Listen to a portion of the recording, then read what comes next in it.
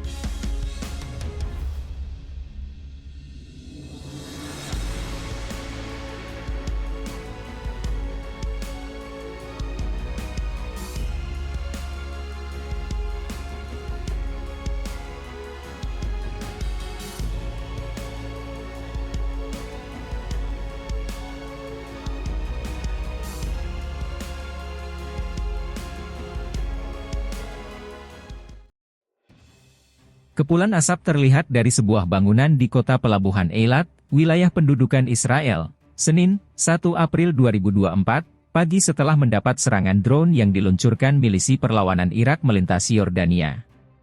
Serangan pesawat tanpa awak, drone, yang diluncurkan milisi perlawanan Irak pada Senin, 1 April 2024, ke kota Eilat, wilayah pendudukan Israel, benar-benar membelalakan mata media Israel. Media Israel menggambarkan serangan drone yang menargetkan kota Eilat pada Senin pagi itu sebagai yang paling serius sejak dimulainya Perang Gaza. Laporan media Israel juga menekankan kalau ini kemampuan serangan yang diluncurkan milisi perlawanan Irak itu adalah kejadian yang tidak biasa. Media Israel menambahkan, rincian serangan yang terungkap sejauh ini menunjukkan kalau drone itu melintasi jarak ribuan kilometer. Laporan itu merinci, drone musuh Israel terbang dari Irak, melalui Yordania, dan mencapai kota Eilat. Hal yang lebih mengagetkan adalah, drone yang sudah menempuh jarak jauh itu meledak secara presisi di sebuah gedung yang menjadi sasaran. Media Israel mengungkapkan keterkejutan dan kekecewaan atas keberhasilan drone tersebut menembus wilayah udara pendudukan dan melakukan penargetan yang tepat, serta menekankan bahwa hasil seperti itu tidak dapat diantisipasi, tulis laporan Al-Mayadeen mengutip sejumlah laporan media Ibrani. Laporan tersebut juga menyoroti kalau serangan pesawat tak berawak baru-baru ini di Eilat, menandai kejadian kedua kalinya sebuah pesawat tak berawak menembus dari arah Yordania dan meledak di daerah tersebut. Kota Pelabuhan Eilat. Kepulan asap terlihat dari sebuah bangunan di kota Pelabuhan Eilat, wilayah pendudukan Israel, Senin, 1 April 2024, pagi setelah mendapat serangan drone yang diluncurkan milisi perlawanan Irak melintasi Yordania. Milisi perlawanan Irak menyerang wilayah jauh di dalam teritorial Israel. Seperti diketahui, fase kedua dari serangan perlawanan Irak mencakup pemberlakuan blokade terhadap navigasi maritim Israel di Mediterania dan penghentian layanan pelabuhan-pelabuhan Israel. Pekan lalu, perlawanan Irak mengintensifkan serangannya terhadap sasaran Israel di wilayah pendudukan. Pada Minggu, mereka mengkonfirmasi kalau para petempurnya menargetkan sasaran penting di Eilabun, di Al-Jalil, Galilea, Palestina yang diduduki dengan pesawat tak berawak. Pada hari Sabtu, perlawanan Irak juga mengumumkan kalau mereka menyerang pos militer Israel di Golan Suriah yang diduduki dengan menggunakan drone. Perlawanan Irak juga mengumumkan kalau para pejuangnya pada tanggal 26 dan 27 Maret menargetkan pangkalan udara Ofda Israel dan situs militer Speer di wilayah pendudukan Palestina dengan menggunakan drone. Selain itu, pada tanggal 24 Maret, perlawanan menargetkan gedung markas besar Kementerian Keamanan Pendudukan Israel di wilayah pendudukan Palestina dengan drone. Milisi perlawanan Irak menyatakan serangan langsung ke entitas dan wilayah Israel ini sebagai bagian dari dukungan terhadap perjuangan rakyat Palestina menghadapi agresi militer Israel di Gaza. Drone bunuh diri, tangkapan layar dari video yang dirilis milisi perlawanan Irak saat meluncurkan drone bunuh diri untuk menyerang Bandar Ros Pina Israel pada Kamis, 7 Maret 2024.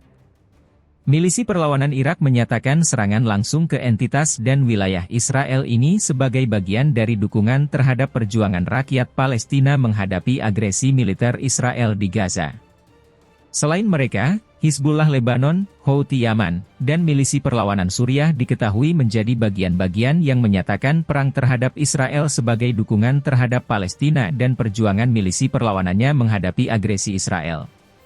Beberapa waktu belakangan, poros front perlawanan ini dilaporkan kembali menyerang wilayah teritorial Israel dalam lanjutan dukungan mereka kepada rakyat Palestina atas agresi negara pendudukan di Gaza dan tepi barat.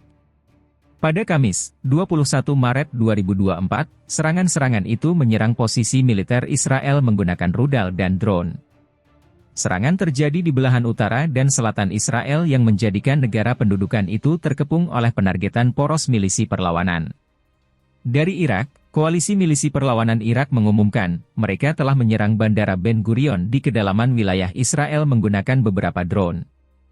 Sementara itu, Angkatan Bersenjata Yaman yang terafiliasi gerakan Ansarallah Houthi menyerang pelabuhan Eilat di wilayah pendudukan menggunakan rudal. Angkatan Bersenjata Yaman juga menyatakan menyerang kapal Amerika Serikat bernama Mado di Laut Merah.